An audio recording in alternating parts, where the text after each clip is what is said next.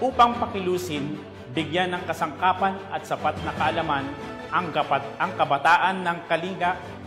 Isang Youth Leadership Summit ang isinagawa ng 103rd Infantry Mabalasik Battalion, katuwang ang PNP sa Balbalan, Kalinga. Ibabalita yan ni Patrolwoman Melanie Amoyong. Matagumpay na nagtapos ang Youth Leadership Summit na idinaos sa Puswoy Elementary School, Barangay Puswoy, Balbalan, Kalinga nito lamang 5 ng Mayo taong kasalukuyan.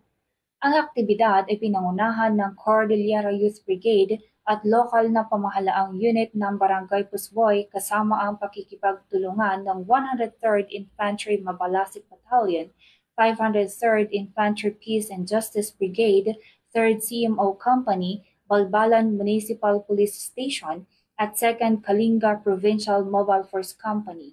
Naging tampok sa aktibidad ang pagbibigay ng lectures, interaksyon, diskusyon at pangkatang aktibidad na nakatuon sa iba't ibang usapin na naglalayong mapabuti ang mga kasanayan, magbigay kakayahan at mahubog ang mga kabataan upang maging mas mahusay na mahuwaran sa inaharap at makapagtaguyod ng kapayapaan at kaunlaran sa kanilang nasasakupan. Ang 3 araw na Youth Leadership Summit na may temang Empowering the Youth as Catalyst of Change and Advocates of Peace ay isang di malilimutang karanasan sa mga kalahok, lalo na sa mga kabataan kung saan sila ay maraming natutunan at nagkaroon ng masayang karanasan. Kaya naman, labis ang tuwa at pasasalamat ng 59 na kabataang kalahok.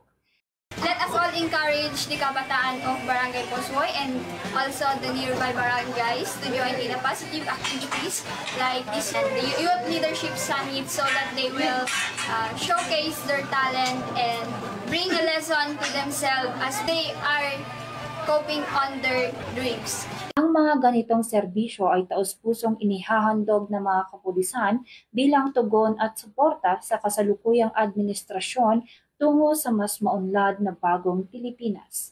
Mula dito sa Bukod, Benguet, ako ang inyong PNN Correspondent Patrolwoman Melanie Amoyong, alagad ng batas, tagataguyod ng Balitang Pulis. Maraming salamat, Patrolwoman Amoyong.